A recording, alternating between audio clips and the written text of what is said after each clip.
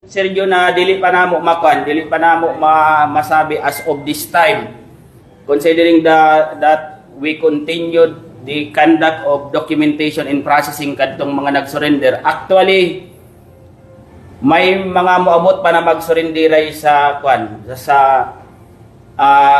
either sa CIDG, sa PMFC, or diri sa Surigao City Police Station. So mao gani yan na tag-encourage namo na as much as possible habang sadyo pa pag-surrender gayud ka mo, kasi anyway you can invoke naman dun sa during the preliminary investigation dun sa City Prosecutor's Office na ikaw tag-ilad ka sab ng kwan, kasi kung tag-ilad ka wala man ang criminal intent, basically malusutan nila kung tinuod na tag-ilad sila. So mao yan na tabangan nato, kasi inimanggod na mga tawhana sa mga biktima raman sa good.